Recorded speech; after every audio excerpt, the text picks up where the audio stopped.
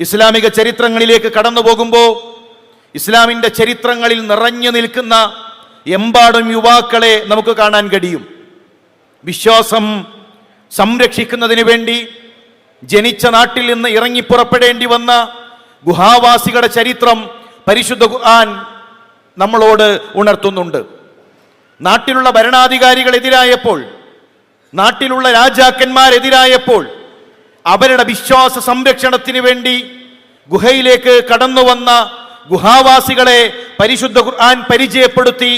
നഹ്നു നഖുസ്സു അലൈക നബഅഹും ബിൽ ഹഖ് ഇന്നഹും ഫിത്യത്തുൻ ആമനൂ ബിറബ്ബിഹിം വസിദ്നാഹും ഹുദാ.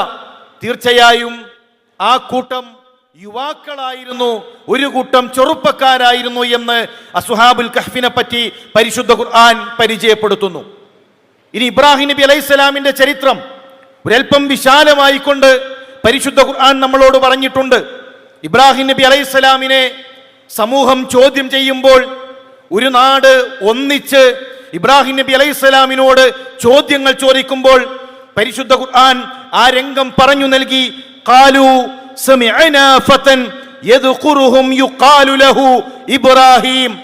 ആരാണ് ഞങ്ങളുടെ വിശ്വാസങ്ങൾക്കെതിരെ ഈ നിലപാട് സ്വീകരിച്ചത് എന്ന് ആ ജനത ചോദിച്ചപ്പോൾ അവിടെ മുഴങ്ങിക്കേട്ട മറുപടി അത് ഇബ്രാഹിമാണ്. പരിശുദ്ധ ഖുർആൻ ഇബ്രാഹിം എന്ന് പറഞ്ഞു മാത്രം നിർത്തിയില്ല. ഇബ്രാഹിമാണ് ആ പണി ചെയ്തത് എന്ന് പറഞ്ഞു നിർത്തിയില്ല. സമിഅനാ ഫതൻ, നന്നേ ചെറുപ്പമാണ് അവന്റെ പ്രായം.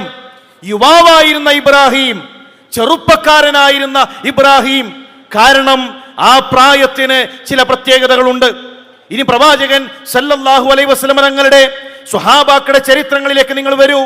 പലപ്പോഴും സ്വഹാബികൾ എന്ന് പറയുമ്പോൾ ശരീരം ചുക്കിച്ചുളിഞ്ഞ, വാർദ്ധക്യമെത്തിയ അങ്ങനെയുള്ള ആളുകളുടെ ചിത്രങ്ങളാണ് നമ്മുടെ മനസ്സിലേക്ക് വരുന്നത് എങ്കിൽ നമ്മൾ ഒന്നുകൂടെ സ്വഹാബത്തിന്റെ ചരിത്രം വസ്തുനിഷ്ഠമായി പഠിക്കേണ്ടതുണ്ട്. റസൂലുള്ളാഹി സല്ലല്ലാഹു അലൈഹി വസല്ലം തങ്ങൾക്ക് സംരക്ഷണമേകിയ പ്രവാചകൻ സല്ലല്ലാഹു അലൈഹി വസല്ലം തങ്ങളുടെ പ്രബോധന പ്രവർത്തനങ്ങൾക്ക് താങ്ങായി മാറിയ സ്വഹാബാക്കൾ അവരൊരു കൂട്ടം ചെറുപ്പക്കാരായിരുന്നു എന്ന് നമുക്ക് കാണാൻ കഴിയും. ഇസ്ലാം സ്വീകരിക്കുമ്പോൾ മഹാനായ അബൂബക്കർ സിദ്ദീഖ് റളിയല്ലാഹു തആല അൻഹുവിന്റെ പ്രായം 37 വയസ്സാണ്. 37ാമത്തെ വയസ്സിലാണ് അബൂബക്കർ സിദ്ദീഖ് റളിയല്ലാഹു തആല അൻഹു ഇസ്ലാമിനെ പ്രഖ്യാപിക്കുന്നത്. മഹാനായ ഉമർ ബിൻ ഖത്താബ് റളിയല്ലാഹു തആല അൻഹു അദ്ദേഹത്തിന്റെ പ്രായം 30 വയസ്സിൽ താഴെയാണ്.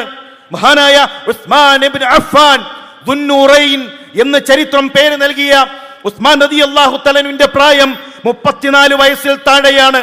മഹാനായ അലി റളിയല്ലാഹു തആല അൻഹു 10 വയസ്സിൽ താഴെയുള്ള കുട്ടിയാണ്. ഇസ്ലാം സ്വീകരിക്കുമ്പോൾ മഹാനായ ത്വൽഹ റളിയല്ലാഹു തആല അൻഹു അദ്ദേഹത്തിന്റെ പ്രായം 14 വയസ്സാണ്. മഹാനായ സുബൈർ ഇബ്നുൽ അവ്വാം റളിയല്ലാഹു തആല അൻഹുവിന്റെ പ്രായം 16 വയസ്സാണ്. മഹാനായ അബ്ദുറഹ്മാൻ ഇബ്നു ഔഫ് റളിയല്ലാഹു തആല അൻഹുവിന്റെ പ്രായം 30 വയസ്സിൽ താഴെയാണ്. മഹാനായ സഅദ് ഇബ്നു അബി വഖാസ് റളിയല്ലാഹു തആല അൻഹുവിന്റെ പ്രായം 17 വയസ്സാണ്. മഹാനായ സഈദ് ഇബ്നു സൈദ് റളിയല്ലാഹു തആല അൻഹുവിന്റെ പ്രായം 15 വയസ്സാണ്. മഹാനായ അബൂ ഉബൈദ റളിയല്ലാഹു തആല അൻഹുവിന്റെ പ്രായം 27 വയസ്സാണ്. പ്രിയമുള്ളവരെ, സ്വർഗം കൊണ്ട് സന്തോഷ വാർത്ത അറിയിക്കപ്പെട്ട സ്വഹാബാക്കളിൽ ഒരാൾ പോലും 40 വയസ്സ് കഴിഞ്ഞ് 50 വയസ്സ് കഴിഞ്ഞ് ഇസ്ലാമിലേക്ക് കടന്നു വന്നവരില്ല. എല്ലാവരും അവരുടെ 17ലും അവരുടെ 15ലും അവരുടെ 16കളിലും അവരുടെ ശരീരങ്ങളിൽ യൗവനം ജ്വലിച്ചു നിൽക്കുമ്പോൾ ഹൃദയങ്ങളിലേക്ക് ഈമാനിനെ പടർത്തിയവരാണ്.